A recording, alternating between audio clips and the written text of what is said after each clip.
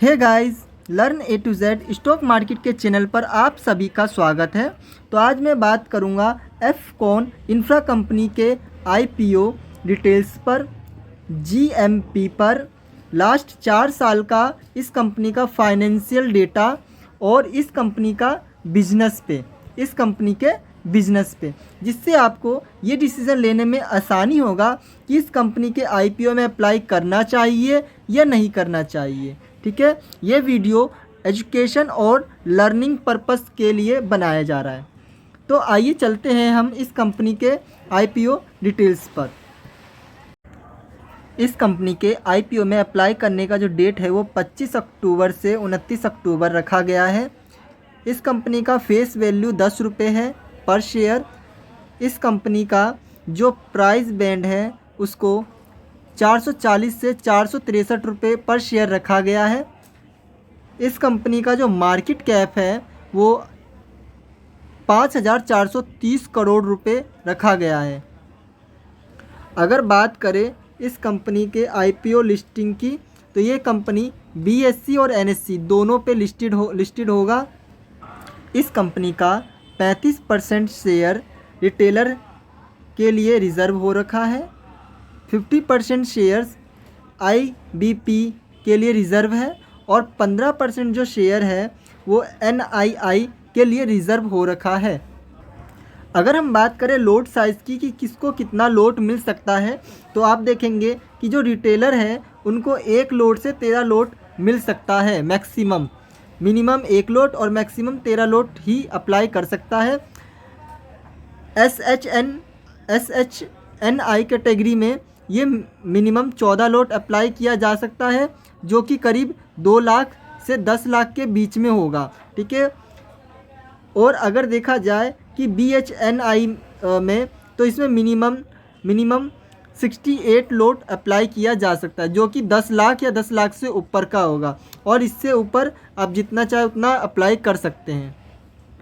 अगर मैं बात करूं इस आईपीओ के डेट की, तो ये आईपीओ जो ओपन होगा वो 25 अक्टूबर को ओपन होगा और जो क्लोज़ होगा वो 29 अक्टूबर को आईपीओ में अप्लाई करने का लास्ट डेट होगा। ठीक है, इस कंपनी का जो आईपीओ जो है ये अलॉटमेंट वो 30 अक्टूबर को आपको पता चल जाएगा कि आपको अलॉट हुआ है या नहीं हुआ है।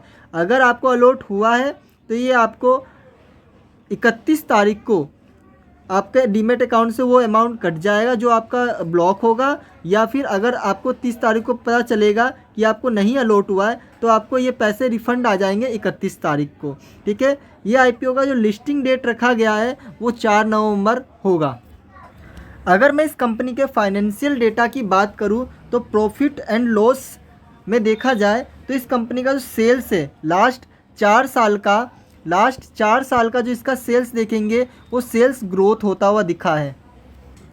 अगर मैं इसके ऑपरेटिंग प्रॉफिट मार्जिन की बात करूं, तो वो भी लास्ट 4 साल से बढ़ता ही हुआ दिखा है। ठीक है, 2021 में इसका ऑपरेटिंग प्रॉफिट मार्जिन 9% था, 22 में भी 9% था, और 23 में ये 11% हुआ, और 24 में ये 10%। तो लगभग अराउंड 10 के आसपास ही इसका ऑपरेटिंग प्रॉफिट मार्जिन चल रहा है। ठीक है, अगर मैं इसकी बात करूं नेट प्रॉफिट की, तो वो भी आप देखेंगे कि साल दर साल इसका प्रॉफिट भी, नेट प्रॉफिट भी बढ़ता हुआ जा रहा है। ठीक है, तो देखा जाए तो ये कंपनी जो है पूरी तरह से प्रॉफिट मेकिंग कंपनी है। ठीक है, ये प्रॉफिट जनरेट कर पा रही है, हर साल देखा जाए तो इसके प्रॉफिट बढ़ रहे हैं।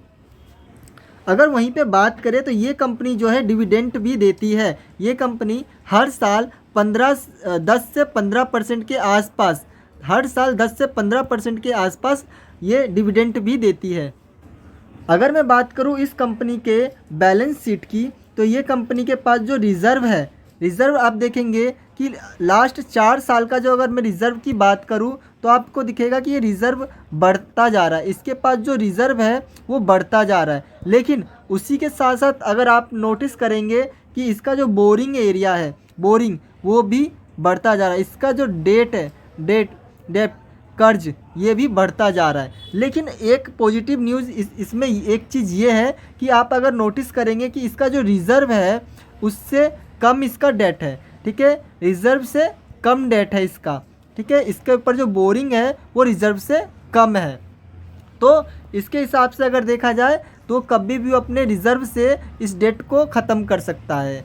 ठीक है, तो एक तरह से मान के चले कि इसके पास जो डेट है वो ज़्यादा नहीं है। ठीक है, एक नॉर्मल डेट है। अगर मैं बात करूँ इसके एसेट्स की, तो आप एसेट्स भी देखेंगे तो वो भी बढ़ता जा रहा है। ठीक है, इसके पास एसेट्स भी ठीक ठाक है। अब हम बात करेंगे इस कंपनी के GMP की, ग्रे मार्केट प्रीमियम की।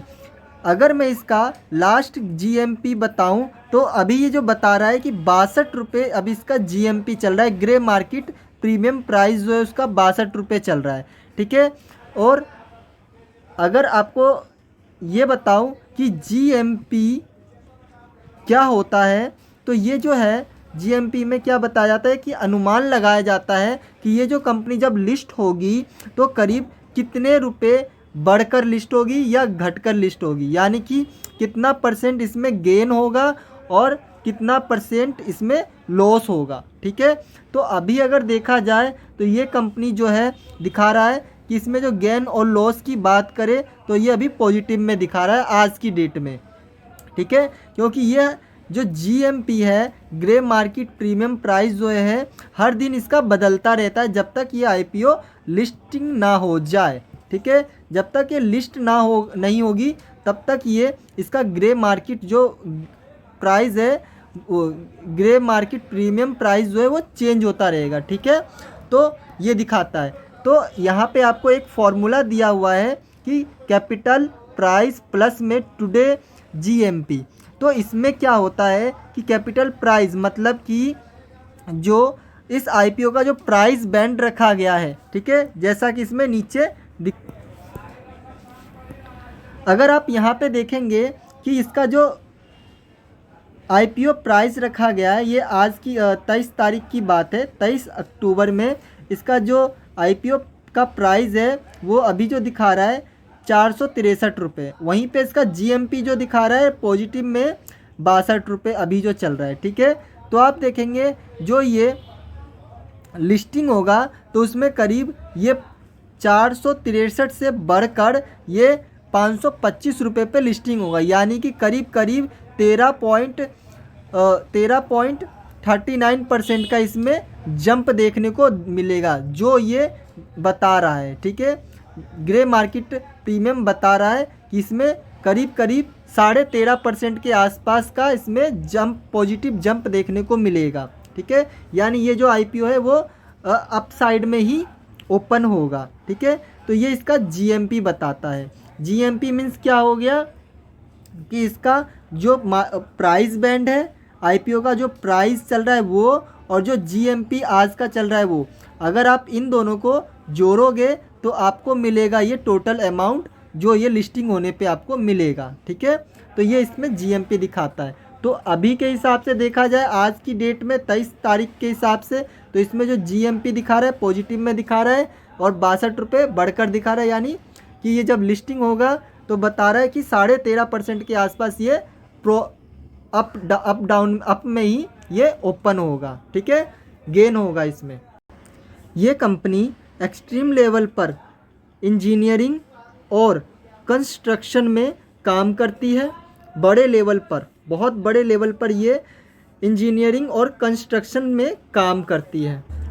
अगर मैं इस कंपनी के बिज़नेस की बात करूं तो ये कंपनी मरीन और इंडस्ट्रियल में काम करती है, सरफेस ट्रांसपोर्ट में काम करती है, ऑयल एंड गैस के लिए भी काम करती है, हाइड्रो एंड अंडरग्राउंड के लिए भी काम करती है और अर्बन इंफ्रास्ट्रक्चर के लिए भी काम करती है। तो इसका जो मेन जो काम है अगर देखा जाए तो एक कंपनी जो है मेट्रो में जो अंडरग्राउंड मेट्रो बनाया जाता है ना, उसमें ये काम करती है कंपनी, अंडरग्राउंड मेट्रो में। ठीक है, उसके कंस्ट्रक्शन में काम करती है। अगर आप देखोगे कि हाईवे बनता है, बड़े बड़े हाईवे बनाए जाते हैं, रोडें बनती हैं बड़े बड़े। ठीक है, और अगर हाईवे के अंदर देखेंगे कि आप एक टनल होता है, ठीक है, अंडरग्राउंड, तो वो इसका जो मेन काम है वो अंडरग्राउंड टनल जो बनता है, हाईवे, वो बनाती है। और जैसे अंडरग्राउंड अगर मेट्रो भी देखोगे तो वो इसका मेन काम यही है, ठीक है, कि अंडरग्राउंड मेट्रो बनाती है, ठीक है। अंडरग्राउंड जो कंस्ट्रक्शन किए जाते हैं मेट्रो के लिए या हाईवे के लिए, ठीक है, आप देखोगे एक पहाड़ के बीच में से जो रास्ता बनाया जाता है अंडरग्राउंड, वो हो गया। तो ऐसे चीज़ों पे इसका जो मेन काम ये है, ठीक है। तो इस टाइप का ये काम करती है। तो ये है कंपनी का बिजनेस, ठीक है। तो हम बात कर रहे थे एफकॉन इंफ्रास्ट्रक्चर लिमिटेड कंपनी के आईपीओ में अप्लाई करे या ना करे। ये था इस कंपनी के आईपीओ का फुल डिटेल। इस कंपनी के बिजनेस के बारे में मैंने बात किया, इस कंपनी के आईपीओ डिटेल्स पे बात की मैंने, इस कंपनी के जीएमपी प्राइस पे ही मैंने बात किया, ठीक है। और इस कंपनी का मैंने फंडामेंटल भी बताया।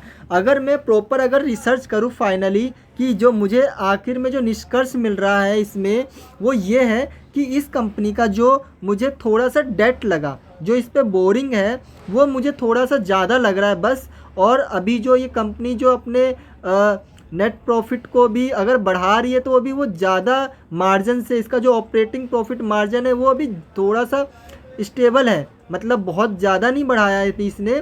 तो एक तरह से देखा जाए तो ये प्रॉफिट मेकिंग कंपनी है, मगर उस तेज़ी से अभी नहीं ग्रोथ कर पा रहा जिस तेज़ी से मुझे चाहिए, ठीक है। लेकिन फिर भी ये जिस बिज़नेस में काम करती है, कि आप अगर देखेंगे कि ये जो कंपनी है, मैंने जैसे बताया कि अंडरग्राउंड जो मेट्रो बनते हैं उसमें कंस्ट्रक्शन होता है, अंडरग्राउंड जो हाईवे में अंडरग्राउंड जो रोडें बनाई जाती है, हाईवे बनाई जाती है अंडरग्राउंड, ठीक है। तो उसमें इसका मेन फोकस है। तो अगर मैं इसके बिजनेस प्लान की बात करूँ तो उस हिसाब से मुझे बहुत बेस्ट लगी ये कंपनी।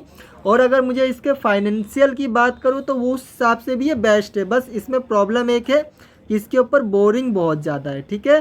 तो लेकिन वो उसके हिसाब से भी देखा जाए तो इसके पास रिजर्व भी उसके हिसाब से अच्छा खासा है। तो अगर फाइनेंशियल देखूँ तो ये मजबूत है।